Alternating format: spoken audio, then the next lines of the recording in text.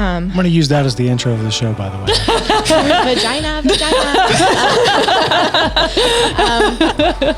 If you're on the go and you want to listen to just the audio version, subscribe to the Corpus Animus podcast on your favorite podcast app. Get better at the sport of CrossFit alongside some of the best athletes in the world in our online training program, The Design.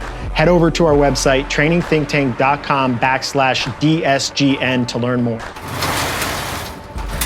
Well, I thought it would be cool to have two women, hold your hands up, Becky and Brandi, who've had a baby. You can see Brandi's right there on the shot. Say hi, Liam. He's happy. And then Becky has two little boys of her own. How old? 8 and 5. All right. And we got Mia. How old's your kid? -4.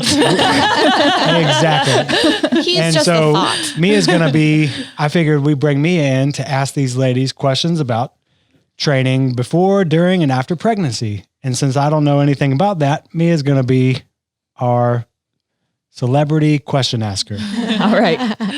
I'll take it on. Question asker. So let's start with a little bit of background. Brandi, you have a pretty extensive athletic background, both before CrossFit and CrossFit. So what were you like in the year before you got pregnant? What was your training like? What were your goals? What were you doing? A year before, we were training pretty hardcore for regionals. So I was training twice a day with the intentions of our team trying to make the CrossFit Games through regionals. And then after that, it led into training for Dubai, which was not a sanctional at the time, but I would say a highly sought after CrossFit competition. So I was training probably 3-ish to 4 hours a day leading into being pregnant with him. And before that, you'd been to regionals how many times? I had been to regionals in 2011, 12, 13, 14, 17, and 18. 7 times. A lot of times. Or 6 times. That's a lot of times. And then you went to the games once, right? Yes, on a team back in the day. And then Becky, your first pregnancy, do you remember? Yeah, well, I was 9 years ago.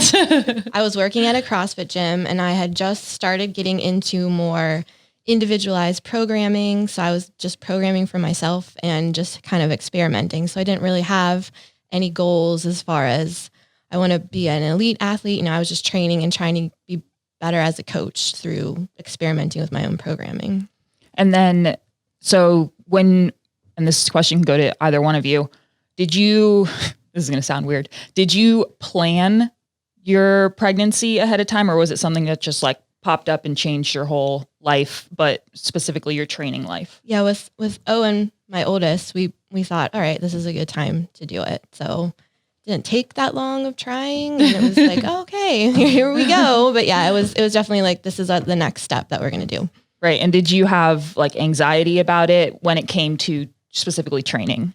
Not at first. No? At first, you're just kind of, all right, this is new territory. I don't know how I'm going to feel. Back then, the whole social media aspect of pregnancy, specifically in the CrossFit world, was kind of non-existent. So CrossFit was pretty new still back then, and there weren't female figures that were pregnant in the CrossFit space so much. I think Lindsay Valenzuela was the first one, but I think she was after I had Owen. So it was kind of all new and experimental, and I didn't know how I was going to feel at all. I just kind of took it day by day, month by month. How am I feeling? Did you go into it knowing that you would want to get back into training the way that you were before? Oh yeah, for sure. I've always been, that's kind of the one thing that I've been kind of selfish with is training. Whether I don't have high aspirational goals. I just always want to train. I want to get better for myself. And I didn't want training to change all that much. So I think that was a hard part for me as I had to take away movements.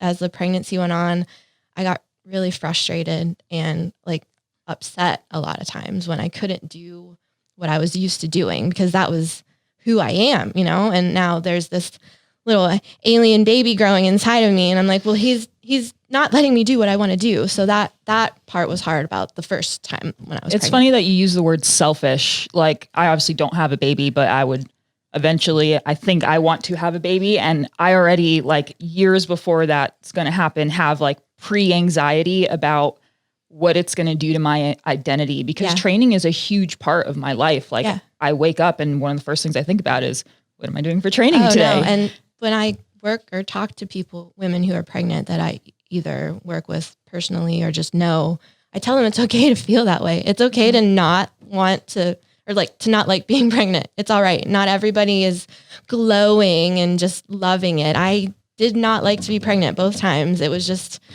not miserable. I just didn't like that it wasn't me. It was something else that is altering my life, and I didn't like it. And it's okay to feel that way. But then I also have the perspective of that was 9 years ago and 6 years ago, and I am better than I was before. So it's a short time in your life, and it's all right if you don't like it when you're going through it, but you come out of it, and then it's all just a memory at some point, and you're just back to the way you were. Brandi, how do you relate to that? Hey, Liam. I can relate very well to that. He was somewhat planned. It didn't take long for me to get pregnant with him. Go Adam and Mike. Is that awkward? But once I found out, I did have a lot of anxiety. It was very uncharted territories, and I knew training was going to change drastically. But I guess at first I just kind of kept on with training. But I could tell that like I just wasn't going to be able to train as normal. Like I wasn't recovering. I would get like super exhausted if I tried to train intensely, and I was just tired all the time anyways. But my train of thought was that I knew I wanted to, after I had him, get back into competing at some level, not at the level that I probably was at, because I knew I wouldn't have the time and hours to put into training once I had him that I did before. So I wanted to make sure that my training while I was pregnant with him didn't do anything, I guess, to my body that would hinder me in my recovery process after I had him.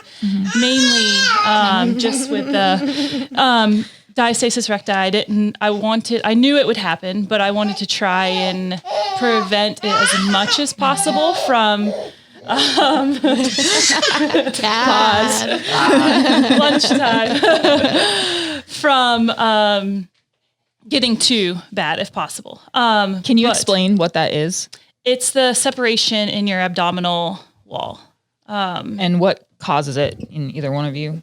Your belly just Hopping on gets that. really big. So it comes out, and then that fascia that connects the two sides of your abs together is basically stretched, and it's not something that you can really avoid. You know, you think your belly gets really big, it's going to happen. But I think that managing it as best you can through pregnancy is really important, so that after you have the baby, you aren't dealing with longer term issues afterwards. What would the longer term issues be? I mean, you can have that ab separation, and it might not completely come back together afterwards. And if you are stretching that fascia in between your abs by doing a lot of intensity, not breathing properly and creating too much pressure, that fascia can be permanently stretched, and it's not taut and strong. So you're probably going to have issues managing that pressure for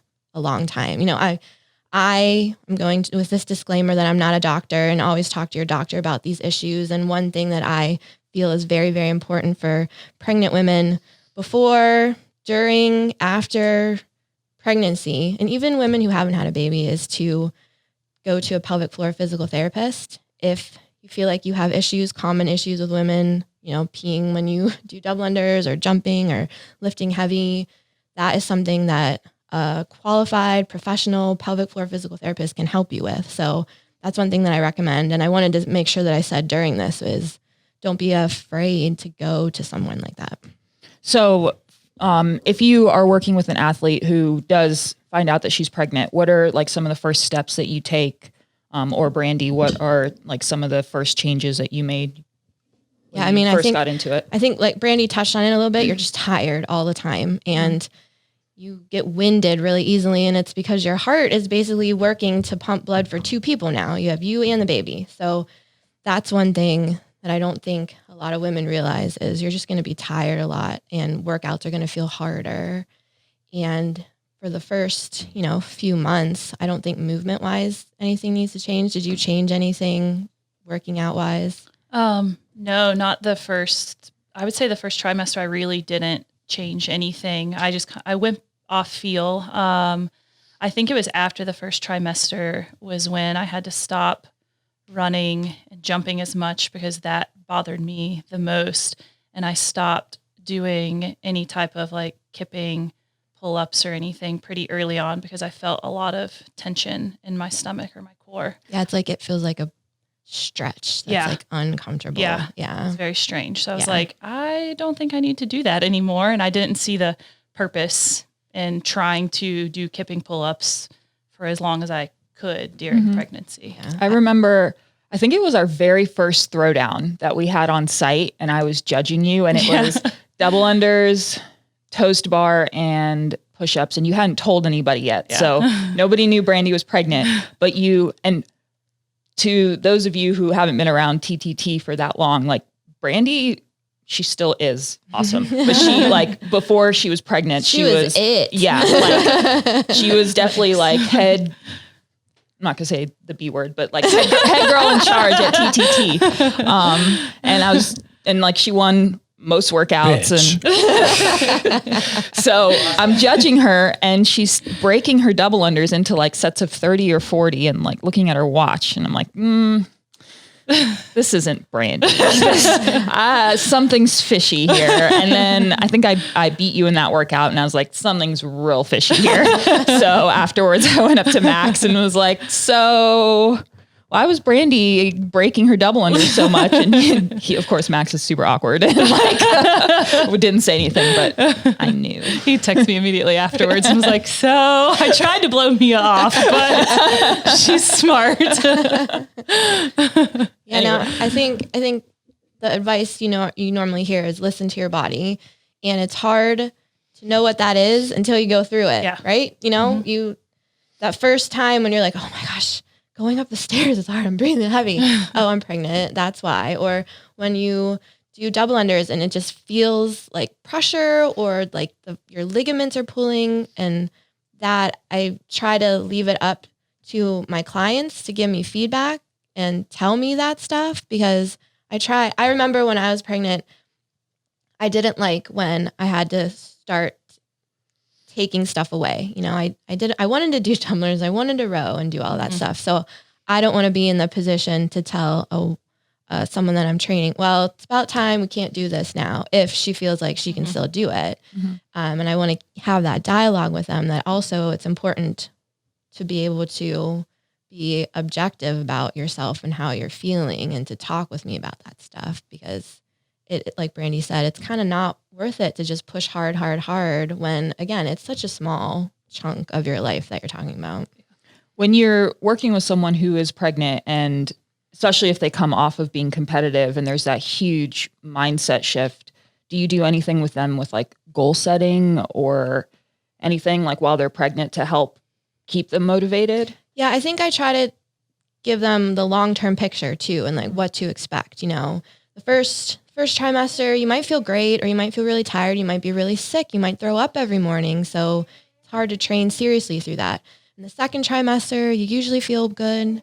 Then your belly starts getting bigger. So the bar path around your body changes. So maybe we get rid of Olympic lifting because you don't want to, completely change the way that your body thinks about doing movements. And then third trimester, 3 months long, you're gigantic. You just probably don't feel like yourself anymore. And that time is just good to move. I think being active throughout pregnancy hopefully helps you have an easier labor. It helps you bounce back faster. So with anybody, I just tell them the goal is to do something. And it might not even be what you're used to doing, but something is better than nothing. Yeah.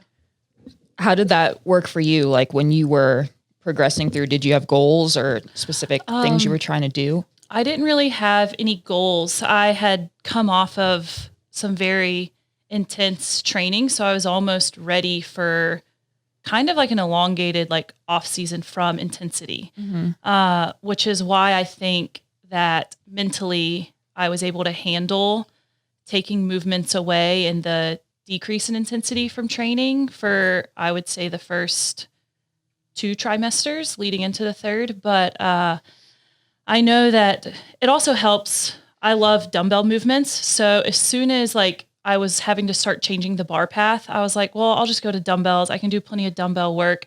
I can still squat with a barbell. If I want to squat with a barbell, I can press overhead.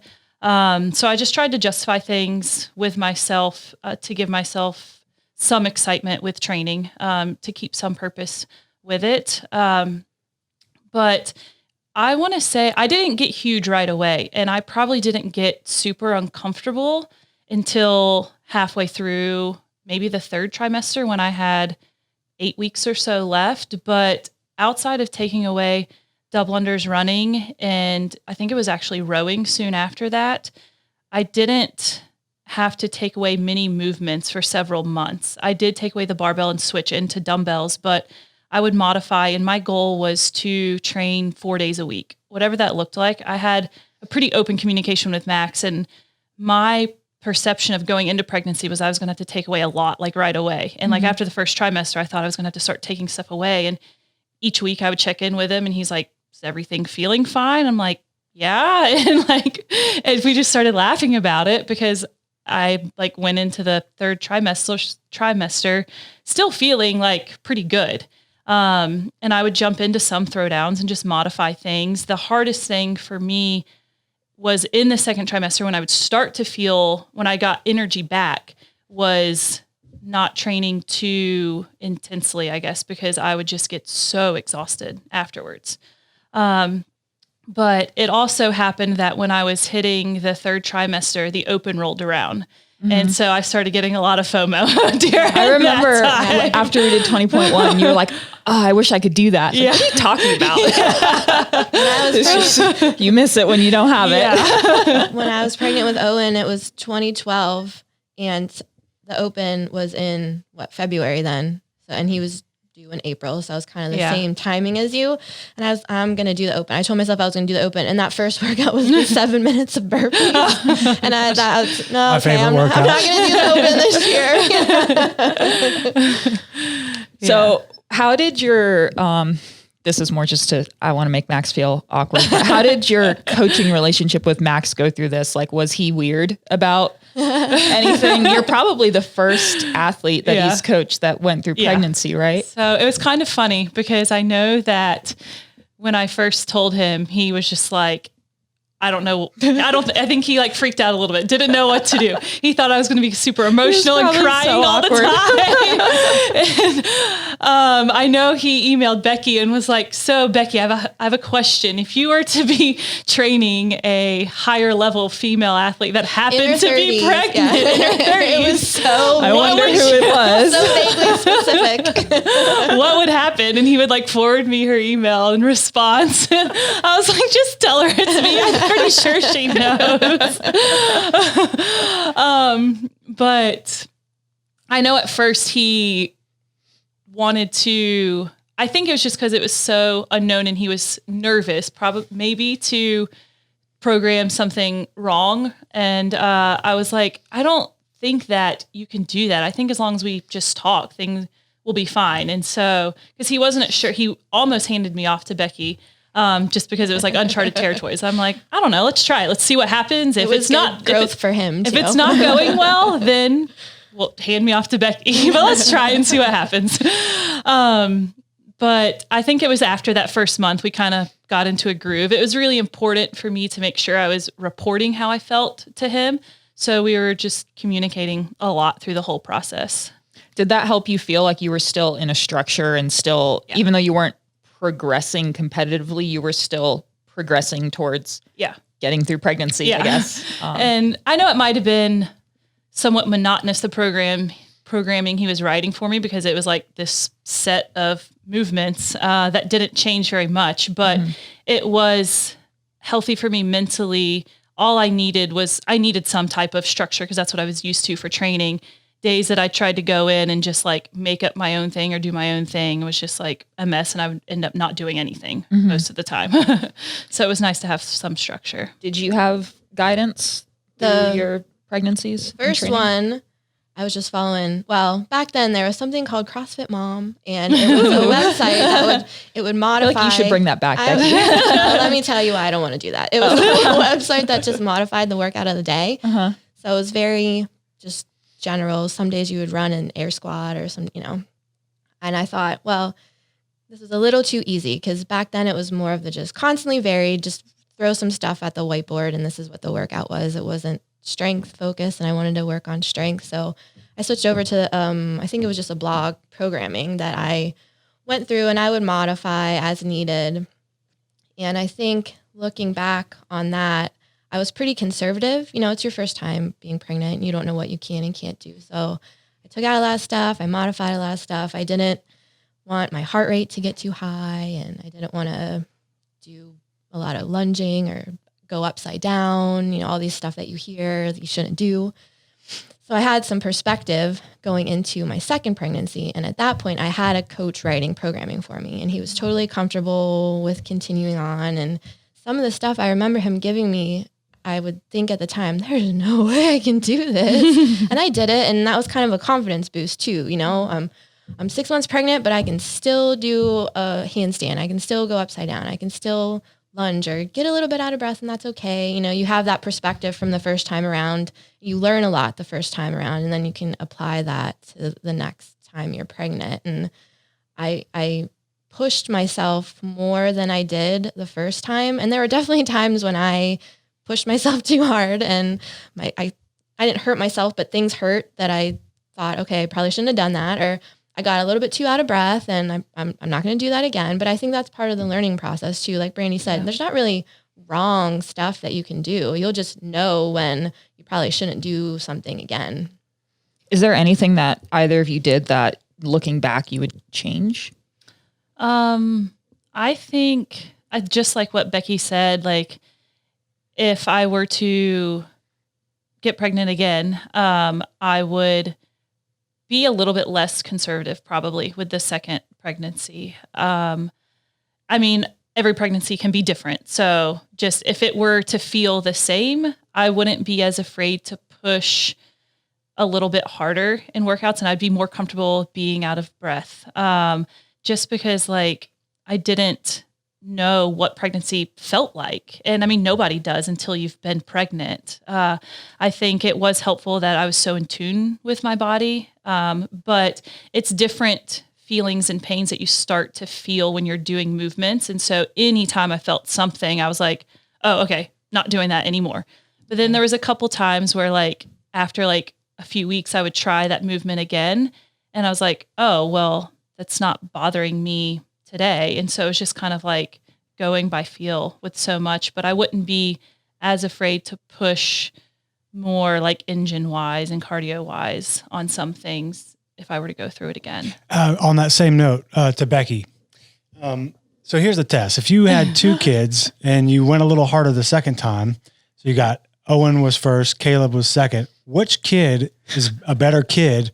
And maybe that determines how hard you go on the workout. Oh man, they both have their own little perfect qualities. But Don't dodge the question. Owen was my conservative pregnancy and he's my easygoing child. And Caleb was my, I'm going to push harder and be a little bit stubborn during this pregnancy. And he's my stubborn child. So I never thought of that until you said that. Thank you. Caleb is funny. I've seen him race Owen, and if he loses, he stops and gets angry. Well, they both do that. They both don't know how to lose and then just try again. We're working on it. So not to compare pregnancy to injury because it's not the same thing, but I do that a lot though. I compare it a lot. Okay. So then I'm just going to say this without feeling bad. I years ago tore my labrum and had to get surgery and had like this whole process that took about 1.5 years before I could be fully back. And when I talk to athletes now about it, I always, and ones that are also injured, I relate back to that. And I talk about during that time, I like really focused on core work. Like I got really good at the hollow body position. And that's something that and V-ups and like that kind of stuff. And that's something that still comes to me now 4 or 5 years down the road. And then I try to tell them like pick something depending on what your injury is. Like if you can run a lot now, let's get really good at running during this time and focus on progressing that as much as we can, because that's going to follow you when you're back. Did you have anything like that when you were pregnant? I think that's a really good analogy. I mean, pregnancy and giving birth, you're pushing a child out of your vagina. You might have stitches afterward. You're bleeding all over the place. It's an injury. Could be very traumatic. If you have a C-section, you have an incision that needs to heal. And I use that analogy a lot. And I relate it to how I thought about it was you basically get to start from the beginning almost. If there are things that maybe you rushed into doing kipping pull-ups, maybe you rushed into doing kipping handstand push-ups before you build up that strict strength, now is a good time to just kind of start all over again. And that's kind of how I thought of both of my pregnancies. And then the recovery period was I get to start all over again and work on core strength and work on mobility and work on getting strong and then building to kipping movements. So yeah, I think it's a good and appropriate analogy to use. Did you have any specific movements or movement patterns that you thought you really honed in on while you were pregnant? While I was pregnant, not really. Or after? Yeah. While I was pregnant, I was just trying to maintain some level, I guess, of strength and fitness during it. I also didn't realize that because, I mean, my goal was just to keep moving. And I think I had to be induced, and I worked out up until the day before I went into the hospital. And I think that helped labor. But what I wasn't prepared for was the 6 weeks after labor, particularly the first 2 to 3 weeks after I had him, where, I mean, just getting up and walking was uncomfortable. And you're just sitting and taking care of this newborn like this on your couch and all day long for like a week, and your body's not really ready to do anything. And during that point, I felt everything like atrophying almost. And I was just like, oh no. And it hit me way hard. I mean, probably because my hormones were going like this after I had him, but it hit me really hard after that. And so what is the restriction after you give birth?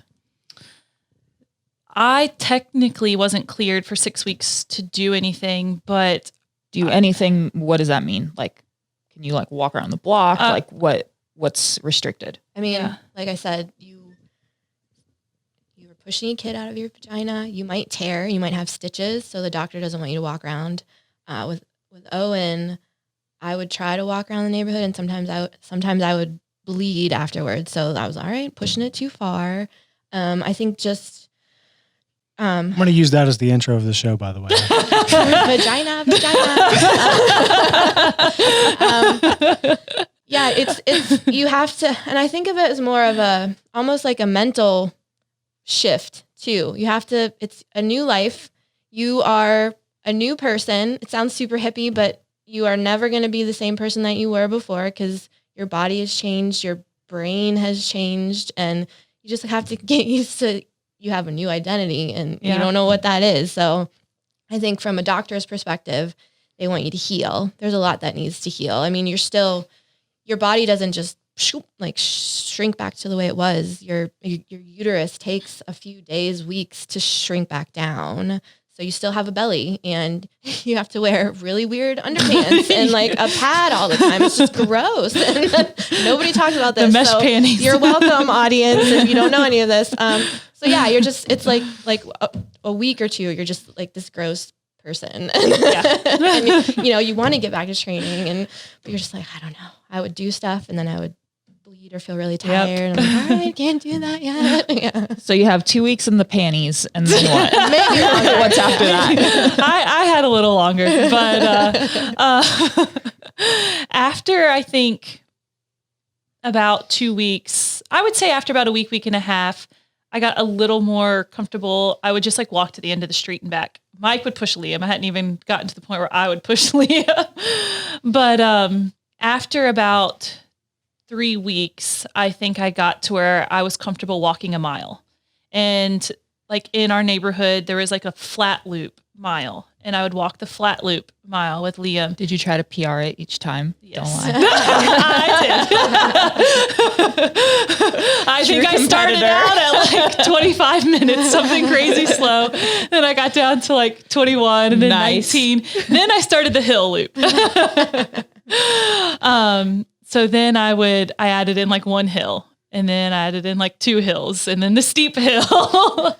And then I started doing a lot of breathing work as well, just to work on like contracting my core and just focusing on learning how to breathe properly again. Was this stuff that Max gave you still? Or were actually, you Becky sent it to me. You were passed off? Not really, but she had like a 6-week thing that she I suggested. had something written up from Owen, 3 years later to Caleb. I learned a lot.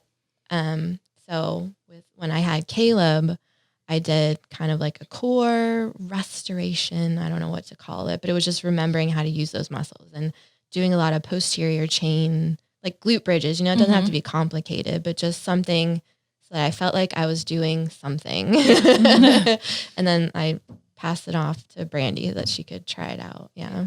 So you went through the Becky 6-week program. Yep. And did you start that like how soon after pregnancy or how soon after I postpartum? think it was about 2 weeks or so after I had him. I started, I guess, like week 1 of it. And I would do that 3 times a week. I would try and do it when Liam was napping. It just gave me like a peace of mind that I was like doing something. And then progression is important, even in like small for steps. sure. Yeah. Like going back to the injury analogy, like I tell my athletes, all right, you're in a sling. Now you're out of the sling. That's a PR. Celebrate that. Yep. Now you have range of motion through here. We're going to celebrate that. And we're going to keep celebrating each step because it's important. Mm-hmm. You have to mentally get through it somehow. Yeah. Hey, I have a quick question. After the pregnancy, for both of you, if you want to answer, so you finally pop them out? Finally. Mentally, as far as training goes, were you like, yes, now I can get back to it? Or were you feeling defeated? Like, oh, I don't even feel like it. Like, where was your head at? I know for me, I was like, thank goodness, like he's out of me.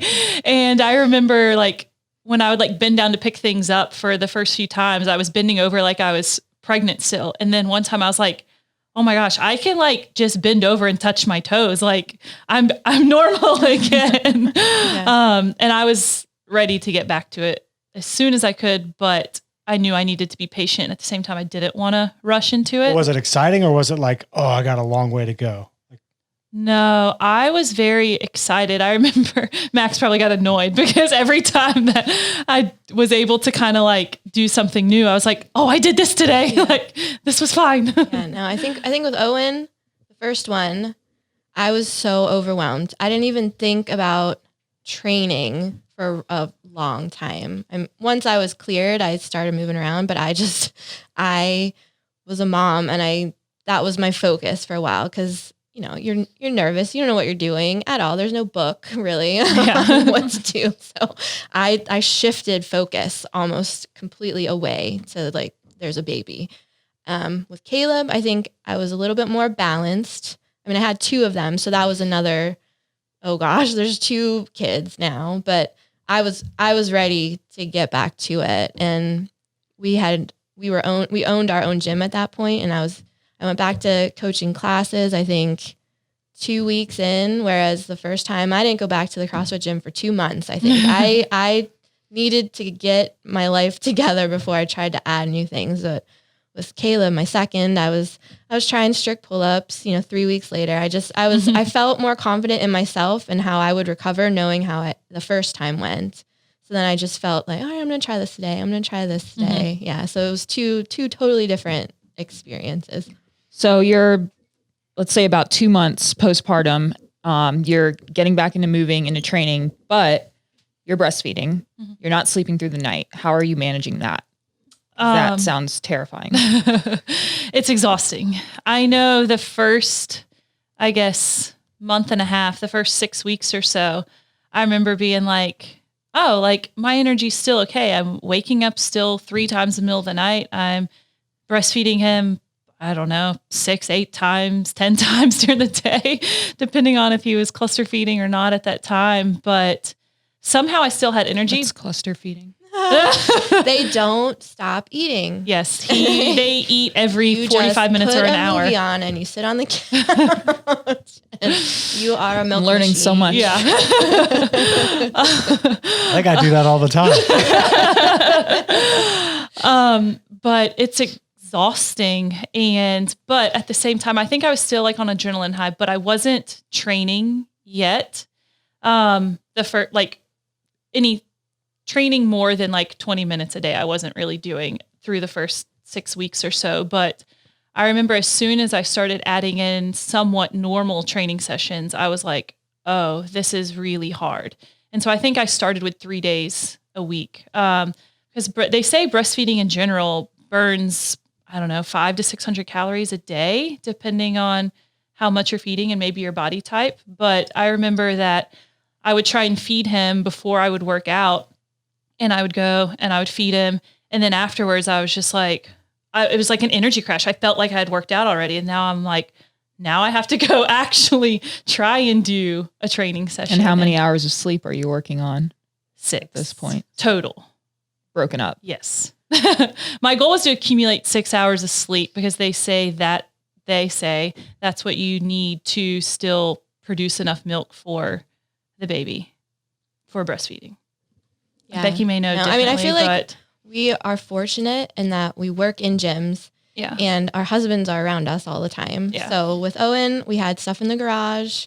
I would just go out and do stuff, and Adam would take care of Owen. And when he would start crying, I'd be like, all right, it's time to go feed him. He could come back out. And with Caleb, we had our gym that still Adam could bring the kids to. So yeah, I don't know how moms do it when they try to work out during nap time. I was always very fortunate that I could spend as much time training as I wanted to. And I didn't have the kids around me either. Adam would take them or, distract them, whatever it was, because that's basically, as I said before, I'm very selfish about that time. And that's my time. I don't want to have to deal with a crying baby or trying to distract a 2-year-old who wants to run around. So from that respect, I think, we've been really lucky when it comes to training that we can kind of just hop back into it and we don't have to babysit kids too. So if you have an athlete who is in that situation, but they don't have their husband at home, what do you tell them? Yeah. I tell them to be patient, and that, again, the first year is hard. It's new, but it's a year. You're pregnant for 9 months. You got through that. It's a year or 2 years.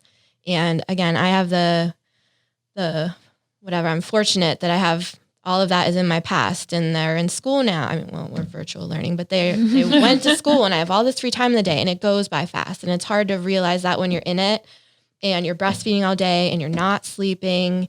But I feel like moms just have this superpower where they do what needs to get done, and it doesn't matter if they're tired or if they're exhausted or if they have to feed a baby one more time. Like, we just do what needs to get done. And I feel like we should all be really proud about that, because the dads can't do that stuff. They can't feed a baby.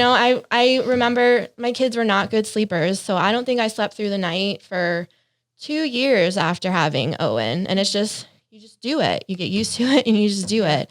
And But that's not fair, because I can't have a baby. If I could, I would crush it. You would. And I shouldn't say it, because Adam has always been super, super hands-on. And a lot of it has been like, I didn't want him to wake up at night. I'll just feed him. I didn't want to make a bottle. I'll just feed him. It's easier. And so I took a lot of that responsibility on myself. I'm not good at asking for help, which everybody here knows that. But I remember the first night that I slept through the night, I felt like crap, and I didn't know why.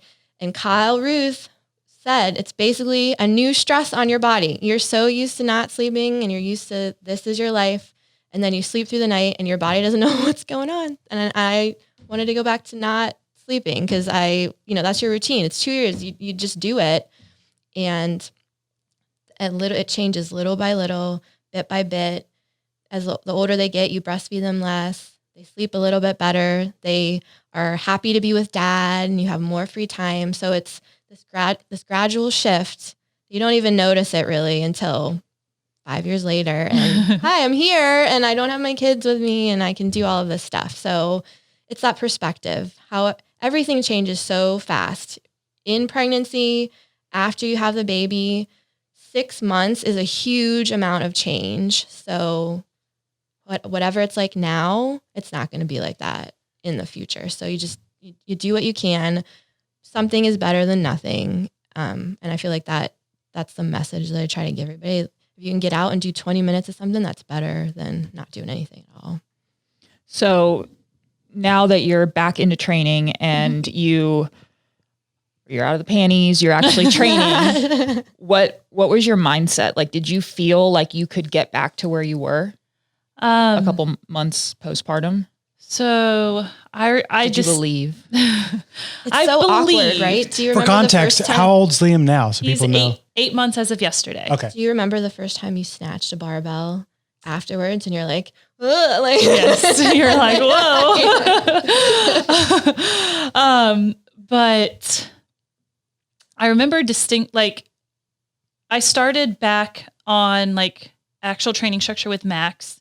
I think it was 10 or 11 weeks after I had Liam.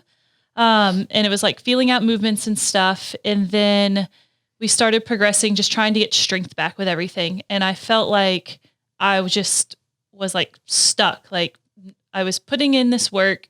I really wasn't getting stronger. And then all of a sudden, one day, I just started like PRing, postpartum PRs, not PRs compared to PPRs. PPRs. Yeah. PPPR. Postpartum PRs. Yeah. Purrs. I started PRing everything like every week. Like I was like this, and then all of a sudden I went like this, and it was probably maybe 5 months after I had him, and I still feel like I'm on the incline, and I know it's going to eventually plateau. But once I finally got out, started up on that incline, and I got like the first sense of like getting stronger again, I knew that I could do it. I knew it'd be hard. And Max kept reminding me, he's like, just be patient. It's going to be a long journey. And I believe that. And I knew that. And I didn't want to like try and force anything back. But once I started on that incline, it gave me some confidence and I guess some more motivation with training. But I mean, I train 5 days a week, but I probably only train an hour to an hour and a half at most. I may be in the gym trying to get my training done for 2.5 hours, but it's really only like an hour's worth of stuff. It just she does a set of strict handstand push-ups and then make sure Liam's not falling off the mat. I see it. But you've made a ton of progress. Like you're at the point where most of your lifts are at least pretty close to where you were before, right? Yeah, I did the math actually just this week. And I think for most everything, my current maxes are 95% of my old maxes. So I think now I can start doing a little more fatigue based, like lifting and working on capacity with those lifts, just because the focus was just to start getting strength back. But I am still only 8 months, and I know it's probably going to take at least like a year to finally feel how I did before Liam. Do either of you feel any of that guilt that we talked about like before getting pregnant now when you are training? Like feeling like you should be doing something else for your kid? I feel like when you're a mom, you never are satisfied. You always feel like you're falling short. And that's just something that individually you kind of have to work through and remind yourself that everybody's doing their best. Yeah. But now when they were younger, I really feel like I would have run myself into the ground. Whatever they needed, however they needed it, I will do everything for them and try to do everything for myself. And I don't really regret any of that. But yeah, I think that you always feel like there is more you could be doing. Mm-hmm. And whether that's true or not, doesn't matter. Yeah. It's funny you say that. I had this conversation with Mike last night that I felt like everything that I was doing was like almost like watered down. I felt like I wasn't able to give enough to work, to give enough into training, to give enough into Liam. And he's like, you're crushing everything.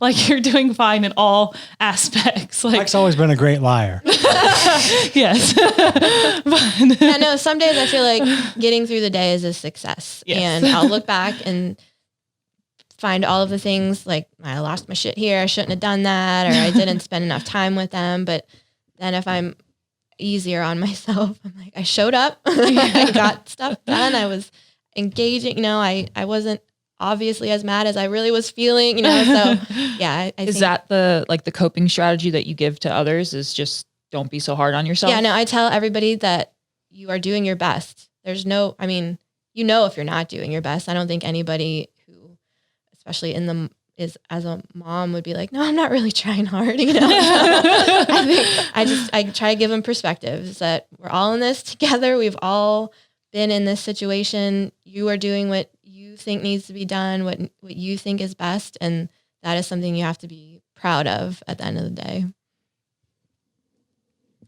Is that how you feel? Brandi, be proud. Some days I do feel proud. Some days, I'll be honest, I feel defeated. Like yesterday, Liam just had one of those days, a fussy day. And when he was with Mike, I think he was fine, just a change of person. But it seemed like as soon as I walked in the room, he just was crying at me. So it's your fault. Yes. He's entering a phase where he's a little more clingy. He knows how to get your attention and knows how to throw a tantrum when you don't give him your attention. So it's getting challenging, but at the same time, it's always rewarding. Right. So now that you're getting back into training, you're getting up to your numbers, you're not all the way back, but you're definitely like it's within sight, right? Yes. Do you like, you probably have more belief that you're going to get there. Mm-hmm. What are your goals? My goals are to just get back competitively enough to where I could, I mean, we don't know what the season's going to look like, whether it's sanctionals, regionals, or whatever, but get back good enough to where I can be on a team and compete at a sanctional level competition, whether there's sanctionals or not. But we love to travel, and I know our goal was to go to Egypt and compete at the Elfit Games. So just to get back good enough to where I am not holding a team back and can compete at that level on the team. And how far do you think you are from that right now, just based off of how your progress has been? Like a timeline? Like, I would say that I will need probably another 3 to 4 months, probably. That's nothing. She's back. I would say the biggest components will be gymnastics because it was never my strength to begin with. And then just lightweight workouts where I'm having to move very fast and do a lot of burpees really fast. Yeah. Well, that's you can relate always there. hard. What was the hardest movement to come back to? I would say there's a couple, but it's either name all burpees. of them and then tell us which one was the hardest. Burpees, just because I lost like a lot of, I don't know why they're so hard, just because they were hard to begin with. Doing burpees really fast. And then gymnastics, chest to bars and muscle ups. Strangely, I thought after I had Liam, I would not be able to do a strict handstand push-up or a strict pull-up, but I was able to do like 3 or 4 strict handstand push-ups the first time I tried. And I was like, this is strange, but all right. But so mainly just the strict upper body gymnastics movements were probably the hardest and are still hard. But I also think they're hard because breastfeeding, rocking the baby to sleep, I'm constantly like this. So I deal with a lot of shoulder tightness, which has slowed down, I think, the progress a little bit of some of the gymnastics, just aches and pains. And it's not worth pushing through. So I'll take like a step back and work on it before I keep moving forward with those. Aside from that, which isn't really a product of pregnancy, it's just holding Liam now. Yeah. Do you have any issues that have followed you from pregnancy? into training that you've noticed? Like body, not mental issues, but. Not really. I mean, I'm actually going to see a pelvic floor PT this afternoon, but still issues with high impact bounding and peeing. But I know that will take a while. And I had planned on seeing someone earlier. COVID hit. And then I was like, maybe I shouldn't. I don't know. I was kind of like feeling it all out. And then now obviously plenty of doctors' offices are opened back up and stuff. And you can see doctors in person for, something like this. Right. So. What, have you peed here doing double unders? Yes. Okay. I'm trying to save them for at home now. So I can quickly go to the bathroom. I just wanted to confirm, because then my question is, what is the proper etiquette for everyone else around you when we see you pee? Well, you don't really see me pee. How much pee are we talking about? I don't let it go that far. I've seen a puddle on the floor before. I caught it on tape. Not from you ladies. But. Well, I mean, I wear the proper shorts or proper pants so that you wouldn't physically see it. Ah, but okay. Well, that's smart. It's not just tripping on the floor. We know all the tricks. But I personally can feel it and it's uncomfortable. And I'll bring you change clothes. So I mean, right now I'm taking the approach where if I feel it coming on and I am peeing, then I just call it for the day with the double unders. And that's just kind of, well, I mean, when you go to the lake with your friends, smart. you're all swimming around in the lake and everyone just is partying and they're just pissing on each other. So why can't you just do double unders and pee and just have a good time? Let's end the podcast there. Because the pee's going into the water at the lake. Yeah, but it's going on to all your friends, all the fish. Yeah, you're not peeing on anyone in here. Yeah, it's just yourself. Yeah. Enjoy your life. I don't know. Continue. I don't know if I have anything else to say. I know. End it on pee. Well, ladies, y'all crushed it. Appreciate it. If y'all ever want to come back and do this again, let me know. Sure. All right. Yeah. You know where to find us. Let's do it.